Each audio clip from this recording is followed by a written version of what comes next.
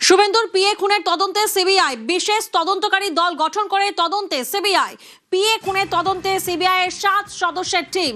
অনুপ প্রতিনিধি আমাদের সঙ্গে রয়েছেন, সরাসরি অনুপের থেকে একবার জানবো, অনুপ এই টিমে কারা কারা থাকছেন?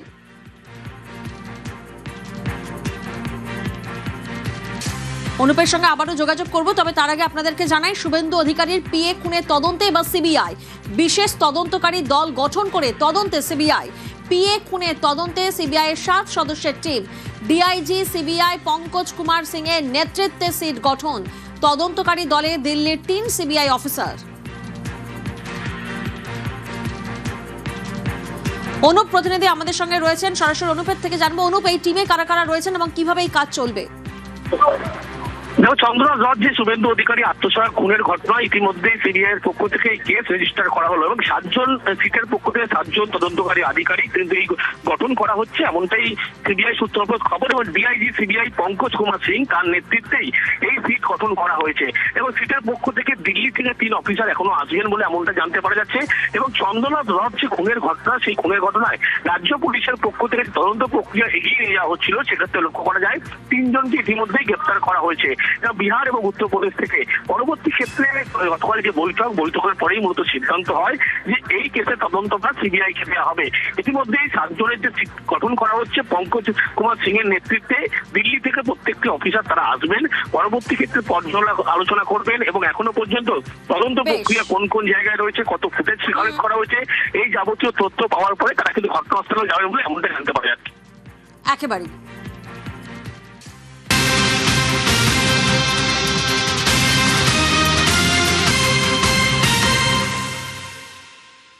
অন্যদিকে আমরা নজর রাখবো শুভেন্দু অধিকারীর পিএ খুনে ভিন রাজ্যের আন্ডারওয়ার্ল্ড যোগ। উত্তরপ্রদেশ বিহারে ধৃত 3 জনকে টানা জেরা। ধৃত রাজ সিং এর সঙ্গে বিহারের আন্ডারওয়ার্ল্ডের যোগ। 2020 সালে ব্যবসায়ী খুনে গ্রেফতার হয় শার্পশুটার রাজ। জামিনে মুক্তি পেয়ে চন্দ্রনাথ রথকে গুলি করে খুন করা হয়। আর রাজের সূত্রেই ভিকি এবং মায়াঙ্ক শার্পশুটার গ্যাংয়ে। বিস্তারিত জানবো, রৌনক প্রতিনিধি আমাদের সঙ্গে রয়েছেন। রৌনক, কিভাবে এই জাল, অর্থাৎ কিভাবে এই চক্র এই খুনের সাথে জড়িত, কারা কারা জড়িত, কোথা থেকে গ্রেফতারি, বিস্তারিত জানবো। দেখো, একেবারে ইতিমধ্যে রাজ সিংকে উত্তরপ্রদেশ এবং ভিকি মৌর্য এবং মায়াঙ্ক মিশ্র এই দুজনকে বিহারের বক্সার থেকে গ্রেফতার করা হয় এবং গতকালই তাদেরকে আদালতে পেশ করে 13 দিনের হেফাজতে নিয়েছে পুলিশ। এবং জিজ্ঞাসাবাদে জানা গেছে এই রাজ সিং এবং তার ব্যাকগ্রাউন্ড হিস্ট্রি কেটে দেখা গেছে যে তার নামে 12টিরও বেশি মামলা রয়েছে এবং 2020 সালে একজনকে খুনের অভিযোগে তাকে গ্রেফতার করা হয়েছিল। জামিনে মুক্ত ছিল তিনি, তারপরই কিন্তু চন্দ্রনাথ রথকে এসে তারা খুন করে। সেক্ষেত্রে এখানে এই রাজ সিংকেই মনে করা হচ্ছে তিনি শার্প শুটার, কারণ তার বিরুদ্ধে একাধিক অস্ত্র আইনে মামলা রয়েছে। এবং শুধু তাই নয়, এই যে 3 অভিযুক্তকে গ্রেফতার করা হয়েছে তাদের সঙ্গে বিহার এবং উত্তরপ্রদেশের পশ্চিমাঞ্চলের যে আন্ডারওয়ার্ল্ড রয়েছে, অর্থাৎ যারা দাগি দুষ্কৃতীরা রয়েছে তাদের সঙ্গে অনবরত যোগাযোগ থাকতো এবং এরা একটি র্যাকেট হিসাবে কাজ করত। মোটা অঙ্কের টাকার বিনিময়ে শার্প শুটার হিসাবে তাদেরকে নেওয়া হতো এবং তারপরে এই ধরনের খুনের মতো ঘটনা তারা ঘটাতো।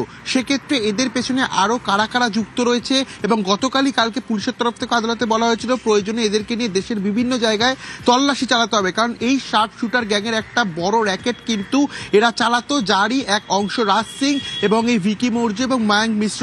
সেক্ষেত্রে কেন তারা চন্দ্রনাথ রথকে খুন করলো বা তাদেরকে এই সুপারি কিলিংটা কে দিয়েছিল, কি মোটিভ ছিল, এই বিষয়গুলি জানতে কিন্তু ইতিমধ্যে 3 জন অভিযুক্তকে লাগাতার জিজ্ঞাসাবাদ করা হচ্ছে। একেবারে রৌনক, তুমি আমাদের সঙ্গে থাকো।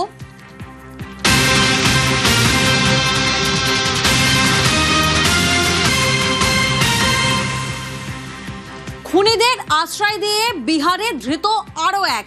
চন্দ্রনাথ রথ খুনে ধৃতদের আশ্রয় দেওয়ার অভিযোগ।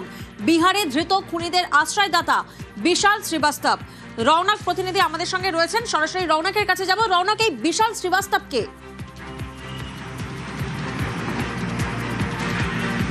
দেখো, বিহার পুলিশ সূত্রে আমরা জানতে পারছি বিশাল শ্রীবাস্তব এই বিকাশ মৌর্য এবং মায়াঙ্ক মিশ্র এই দুজনকে খুনের ঘটনা ঘটার পর পালাতে সাহায্য করেছিল এবং তাদের দুজনকে শেল্টার দিয়েছিল এই বিহারের বক্সারে।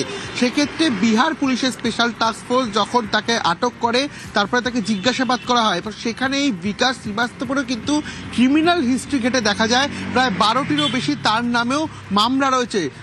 চুরি ছিনতাই থেকে শুরু করে অপরাধমূলক কার্যকলাপ এবং অস্ত্র আইনেও তার বিরুদ্ধে মামলা রয়েছে, সেই কারণেই কিন্তু তাকে বিহার পুলিশের স্পেশাল টাস্ক ফোর্স গ্রেফতার করেছে এবং তাকেও জিজ্ঞাসাবাদ করা হচ্ছে যে কেবলই কি এই রাজ সিং এবং এই দুজন অর্থাৎ তিনজন নাকি এর পেছনে একটা বড় র্যাকেট জড়িত রয়েছে, এবং তাকে জিজ্ঞাসাবাদে এই আন্ডারওয়ার্ল্ডের যে র্যাকেট যারা কিনা এইরকমভাবে সুপারি কিলিং এর নামে শার্প শুটার ব্যবহার করে হত্যা করত মানুষজনের, সেক্ষেত্রে এই চক্রের পেছনে কারা কারা যুক্ত রয়েছে এই বিষয়টি জানতে কিন্তু ইতিমধ্যে বিহার পুলিশের স্পেশাল টাস্ক ফোর্স এই বিকাশ শ্রীবাস্তব তাকেও কিন্তু জেরা করছে। বেশ।